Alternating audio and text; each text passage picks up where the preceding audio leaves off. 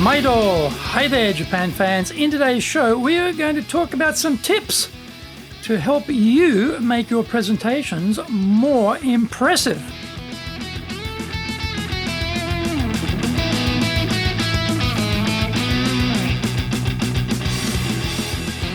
Preseno Master Shimasho.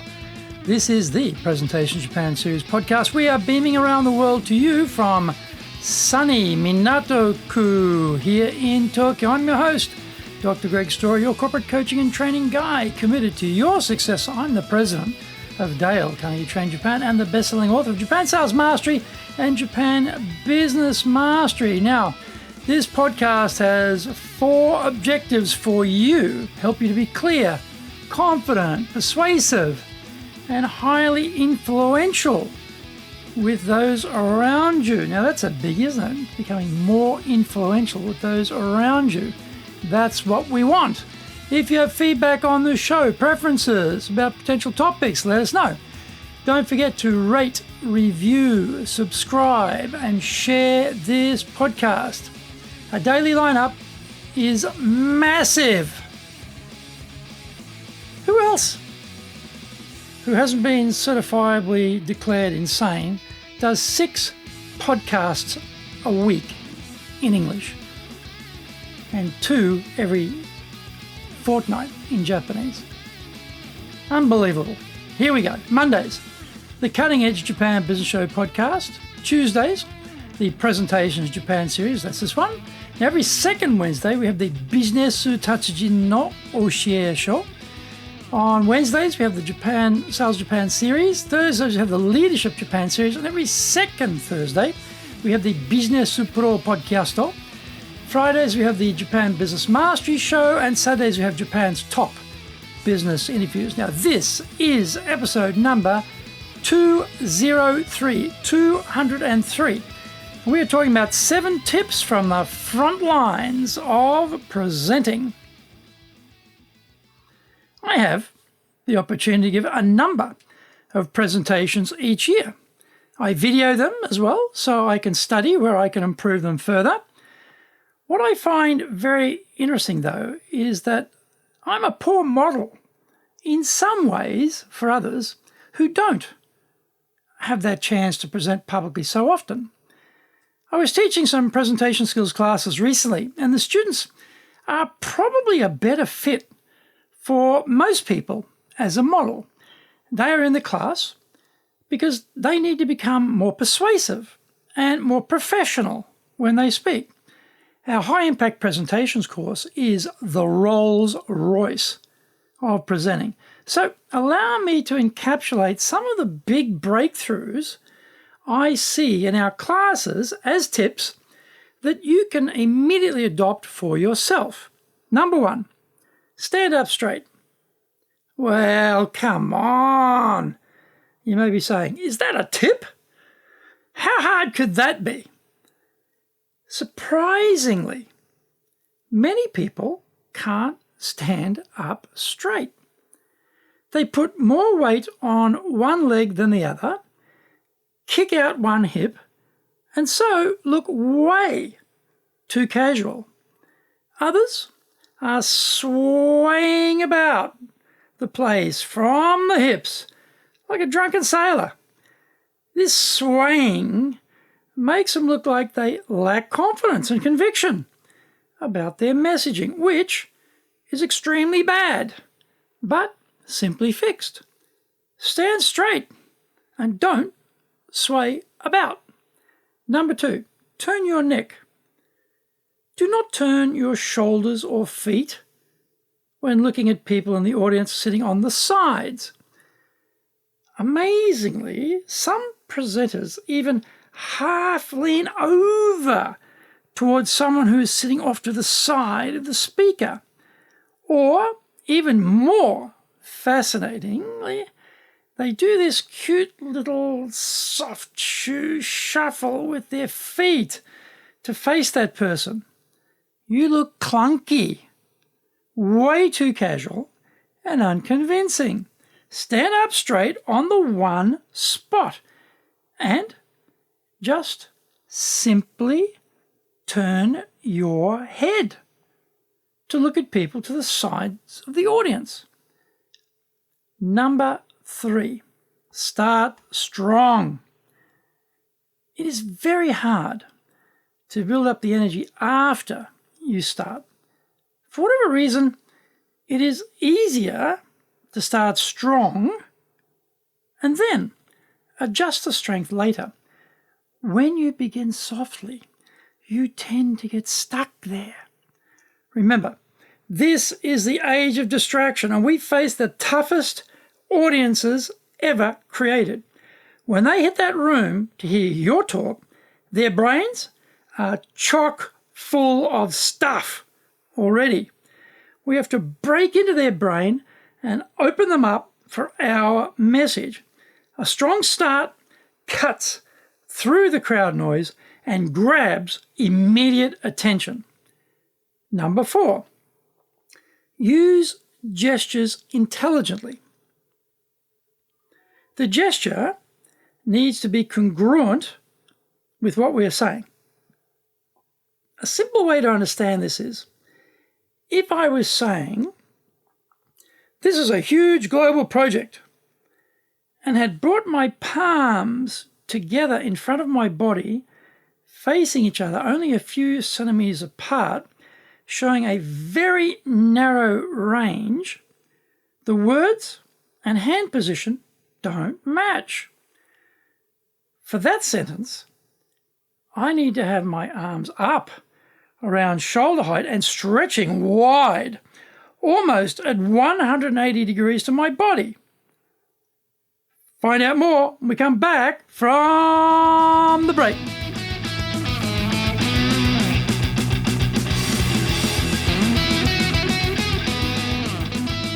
Today's show is brought to you by our public courses, but we also do custom in-house programs. Now, we do these online, we do them in our super safe classroom, we do them in Japanese, and we do them in English. So today's show is sponsored by, on the 25th of September, our Build Trust, Credibility and Respect program. It's a one-day program and it's online. On the 28th and 29th of September, we have high impact presentations, 2-day program, 2 instructors. This is the Rolls Royce of presenting awesome course.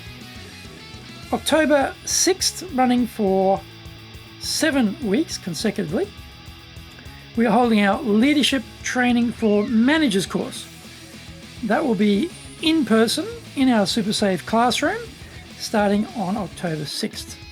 All the details, you can get them at our website, which is at enjapan.dalecarnegie.com. Or you can email me, greg.story@dalecarnegie.com. If you like learning by watching videos, we have over 1,000. Can you believe that? 1,000 videos for you at Japan Dale Carnegie TV on YouTube. We are releasing 3 shows every week on YouTube. The Cutting Edge Japan Business Show, that's the premier business show on Japan. That comes out Mondays. Fridays, we have the Japan Business Mastery Show. Saturdays, we release Japan's top business interviews, where I interview leaders from SMEs all the way up to the corporate captains of industry on leading in Japan. Now, every second Thursday, we release the Business Pro Television Show. If you really want to advance your knowledge for selling in Japan, get my book, The Bible on Selling Japan Sales Master. Get that from Amazon. If you want to know how to master business in Japan, get my other book, Japan Business Mastery, also available on Amazon.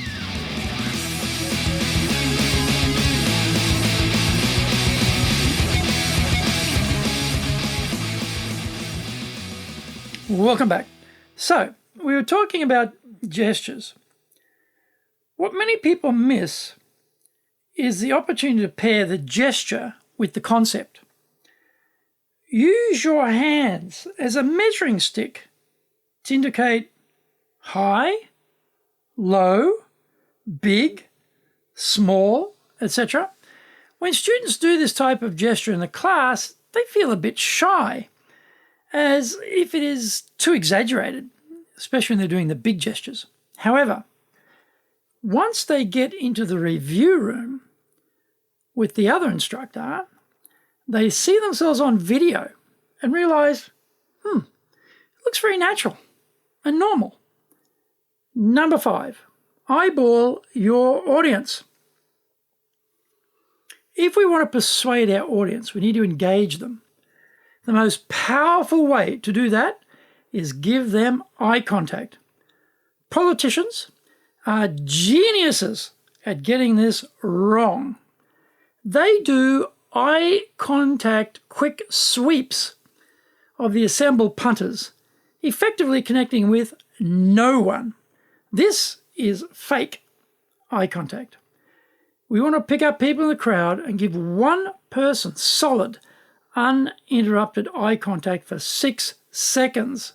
Then immediately move to the next person at random in the audience and give them 6 seconds of eye contact. We just keep repeating this throughout the entire talk. 6 seconds is long enough to engage without becoming intrusive. Depending on the size of the audience, you may have been able to personally connect with everyone there. That is powerful. Number 6, use your voice. Speakers speak with their voice, but many are not really using it properly. Using it properly would be to select certain key words in a sentence and either hit them harder or make them softer than the surrounding words. It might be used to slow things down or speed them up when we speak. Also, we can go high and low in modulation for more variety. Number 7, turn the energy switch on. We speak with a certain energy output when we are having a normal conversation. We cannot transfer that same energy to the stage or to the online world when we are presenting. We need to really ramp up the energy output. We have a different role when we're in the limelight. We need to project our confidence, our belief in what we are saying. An easy way to do that is drive up the energy output and radiate that to the audience. We need to vary the power, of course, throughout the speech, but the baseline will be about 20% higher than what we would experience in normal conversation. If you start adopting these 7 tips in your next presentation, it will be remarkably more effective. Are any of these tips especially hard? No, not at all. What is required is self-awareness and the ability to adjust what you're doing to make it better. A bonus tip is to rehearse. Don't experiment or practice on your audience. Don't spend all your prep time on beating the slide deck into submission.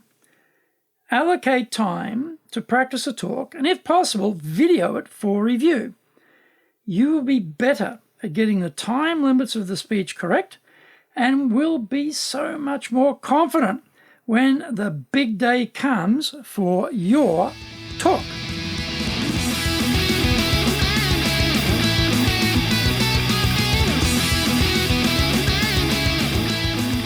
How about it? Did you get value from today's show? If you did, then share the love around with your family, friends, and colleagues.